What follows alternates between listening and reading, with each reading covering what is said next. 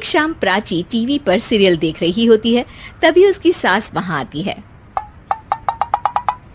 अरे सीरियल में तो ऐसे मग्न है जैसे आज रात का खाना पड़ोसी आकर बनाएंगे।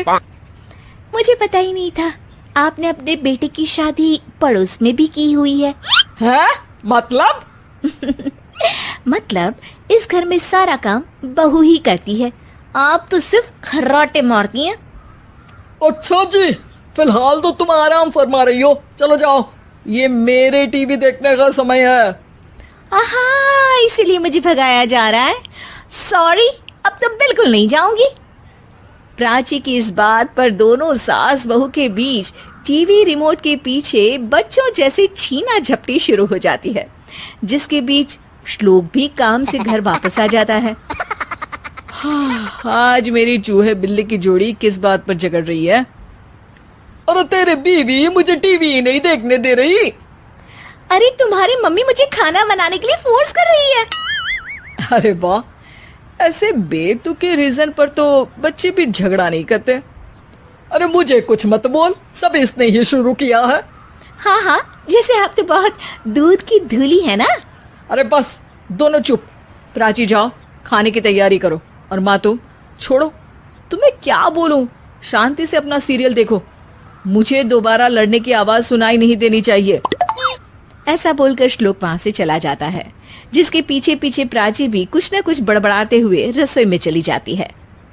हाँ हाँ, सासू जी को तो कुछ बोलेंगे ही नहीं, बस मुझ पर ही हुक्म चलता है, खाना बनाओ, जैसे मैं इनके घर में खाना बनाने के लिए आई हूँ। इसी तरह शाम बीतती है और रात को श्लोक और प्राची की सास खाना खाकर सोने चले जाते हैं, लेकिन प्राची गुस्से में कुछ खाए बिना काम में ही लगी रहती है। इस घर में किसी को घंटा फिक्र नहीं पड़ता, मैं खाऊं या भूखी रहूं।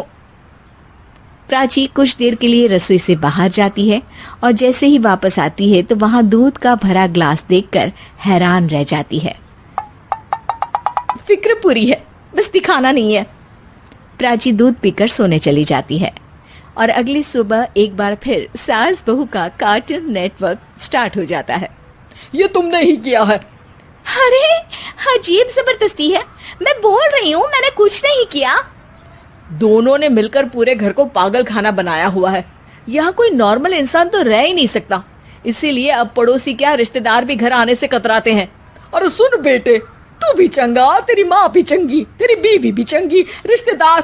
हाँ जी, आपको नहीं पता क्या, गंगाधर ही शक्तिमान है, रिश्तेदार ही। हाँ हाँ, बस समझ गया। कभी जानवरों जैसे लड़ेंगी तो कभी जुगलबंदी करेंगी। भाई मैं आप दोनों के बीच में नहीं फंसना चाहता। सास बहू की इस मनमौजी जोड़ी से परेशान होकर श्लोक अपना सिर खुजलाता वहां से चला जाता है।